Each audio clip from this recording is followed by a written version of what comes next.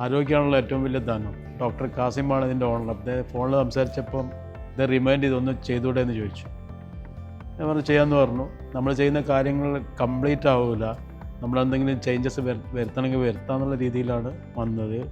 പക്ഷേ ഇവിടെ വന്നപ്പോഴുള്ള ഒരു എക്സ്പീരിയൻസ് എന്ന് പറയുന്നത് 2022-ലുള്ളതും 2025-ൽ വരുന്ന ഈ ഒരു പുതിയ ഒരു ഇതും വെച്ച് നോക്കുമ്പം സർവീസിൻ്റെ ഇതിൽ ഒരുപാട് ബെറ്റർ ആയിട്ടുണ്ട്.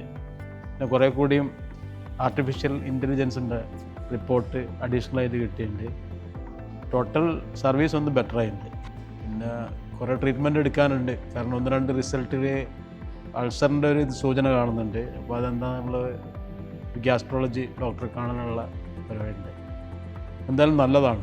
സ്ട്രെസ്സ് കുറവാണ്. കാരണം നമ്മൾ എല്ലാ വർഷവും നമ്മളൊരു ടെസ്റ്റിങ് നിർബന്ധമാണ്. 6 മന്ത് കൂടുമ്പോൾ ചെയ്യണമെന്നാണ്. നമുക്ക് എന്തെങ്കിലും വേരിയേഷൻസ് ഉണ്ടെങ്കിൽ നമുക്ക് ഡോക്ടറെ കാണിക്കാൻ പറ്റുന്നതാണ്. അപ്പം പുതിയതായിട്ടുള്ള ആൾക്കാരോട് പറയാനുള്ള ഇവിടെ വന്നിട്ട് ടെസ്റ്റ് നടത്തി പോകണം. അതിന് ശേഷം എന്തെങ്കിലും വേരിയേഷൻ ഉണ്ടെങ്കിൽ ഡോക്ടറെ കാണിച്ച് നമുക്ക് മാറ്റിയെടുക്കാവുന്നതാണ്. റെക്കമെൻഡ് ഞാനിപ്പം ഉമ്മയും വൈഫും ദുബായിലുള്ളവർ വരുന്നുണ്ട്. വന്നവാൾ ഡയറക്റ്റ് ഇങ്ങോട്ട് വരും. എന്തായാലും ഒരു ടെസ്റ്റ് അവരെ കൊണ്ട് ചെയ്യും.